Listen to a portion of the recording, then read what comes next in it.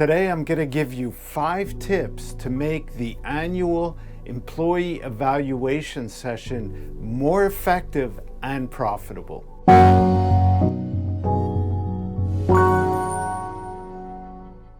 Hello, I'm Stephen Goldberg of Optimist Performance, bringing you practical tips on leadership, team development, and employee performance in the workplace. Yes, it's that time of year, we're nearing the end, and typically companies have their managers do employee evaluation reviews. Now, maybe it's not something you enjoy, but if you followed my guidelines in previous videos, I always recommend touching base with employees on a regular basis. That could be just feedback on the job, but it's always good to sit down maybe every quarter and do a review of their performance. So when it comes to the annual review, there's no surprises. But if you haven't and it's time to do the review, or even if you have, here's 5 great tips. The number one thing you want to do is be prepared. So planning, how are you going to approach the session? What are the criteria you're going to discuss? Sometimes you don't have any criteria, especially startups. There's no formal evaluation process, but it's important that people know how they're doing from your perspective as the manager, the leader. So you want to make sure you get those sessions in. And if you don't have criteria, you could just discuss in general your impression of how they're doing. I'll get to that point in a minute, how to proceed with that. But you could always download my free template, which includes 5 core competencies that you could simply use that to evaluate and discuss. And it's in a grid format, so it's easy to complete. The second tip is to communicate to the employee the expectations. It could be nerve-wracking for people. They don't know what to expect. So you want to clarify that up front. If you're going to use my form, or if you already have criteria, make sure the employee knows that that's what they're going to be reviewed on. What is the criteria? So communicate that ahead of time. Make sure the expectations are clear.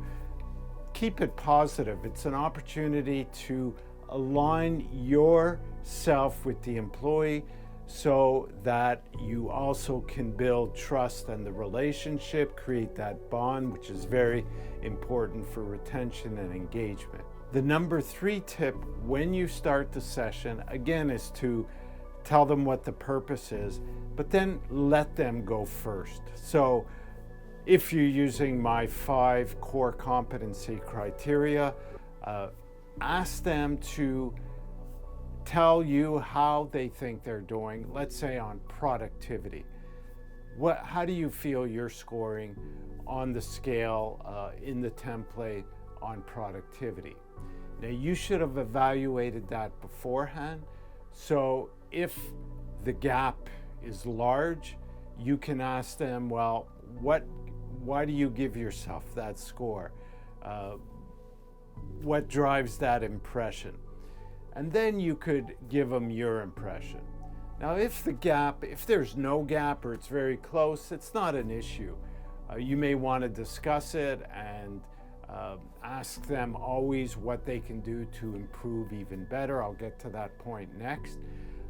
But if there is a large gap, you want to tell them why you differ from them in terms of their impression. Now, it's always good to keep notes along the way throughout the year of people's performance, so you could refer to that in the session because they may have forgotten things and maybe you have too. But if you have notes, it's good to have those at the session so you could give examples of why you're scoring them the way you are.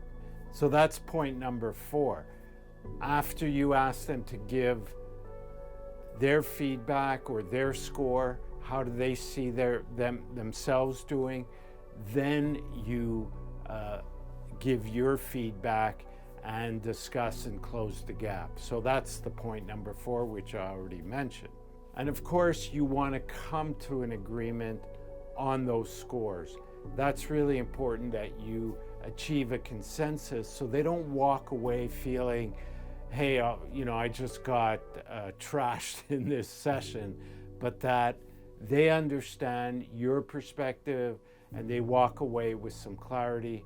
And that brings me to point number 5, which is what is the key thing for them to work on to improve? Is it the quality of their work? Is it the productivity? Is it maybe taking more initiative, solving problems on their own? Everybody has things they can work on and improve. And you want to agree with them on at least one thing that they're going to be working on, but you also want to ask them how they're going to accomplish that, what are they going to do differently, and what support they need from you. That's really key. That way you're working as a team to help boost that employee performance, and they walk away with a sense of what they can do to improve their next evaluation. And the last thing, here's a bonus point, is to follow up. Set a follow-up date. If you've agreed on one thing they're going to work on and maybe how you're going to support them, set a date, maybe in 30 days, 60 days. Let's sit down again and see how you're doing on that one plan of action, that for improvement. And when you do that, also discuss how the support is going as well, because sometimes that can be an obstacle for them to achieve whatever improvement you've discussed and agreed upon. So those are the points. Plan ahead, communicate, let them go first, give your impression and why, come to an agreement, and then focus on at least one thing that they can work on, and make sure you include support that you can provide. Now, I do have those templates that I mentioned for performance evaluation. You could download that from my website. There's a link in the description where you can access that and my other forms as well. If you haven't already subscribed, I invite you to do so now, and of course turn on notifications so you get news of new videos. Thank you for listening. Best of luck on your performance evaluations, and we'll talk again soon.